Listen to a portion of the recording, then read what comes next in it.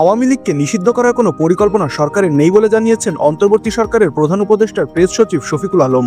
আজ রবিবার বাংলাদেশ কৃষি সাংবাদিক ফোরামের 2 দিনব্যাপী প্রশিক্ষণ কর্মশালায় প্রথম দিন শেষে সাংবাদিকদের সঙ্গে আলাপকালে একথা বলেন তিনি বলেন, আওয়ামী লীগের যাদের হাতে রক্ত আছে তাদের সবার বিচার হবে।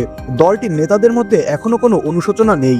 আওয়ামী লীগকে নিষিদ্ধ করার পরিকল্পনা এই সরকারের নেই। তাদের নিষিদ্ধের ব্যাপারে সিদ্ধান্ত নেবে রাজনৈতিক দলগুলো। নির্বাচন ও সংস্কার ইস্যুতে প্রেস সচিব বলেন, রাজনৈতিক দলগুলোর সঙ্গে আলোচনা করেই সংস্কার কমিশনের রিপোর্ট চূড়ান্ত করা হবে।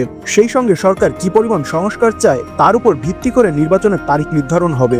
বিগত আওয়ামী লীগ সরকারের মিথ্যা তথ্যের কারণেই বাজার নিয়ন্ত্রণে অন্তর্বর্তী সরকার হিমশিম খাচ্ছে বলে জানিয়েছেন তিনি বলেন, আওয়ামী লীগ সরকার এতদিন দেশবাসীকে মিথ্যা তথ্য দিয়েছে, বলেছে বছরের পর বছর উৎপাদন বেড়েছে, কিন্তু ঘটনা উল্টো, যার ফলেই অন্তর্বর্তী সরকার বাজার নিয়ন্ত্রণে হিমশিম খাচ্ছে। সিন্ডিকেট নিয়ন্ত্রণের সর্বোচ্চ চেষ্টা করা হচ্ছে জানিয়ে তিনি বলেন, আলুর উৎপাদন কম হওয়ায় দাম বেড়েছে, যদিও বিগত সরকার আলুর বাম্পার দেখিয়েছে।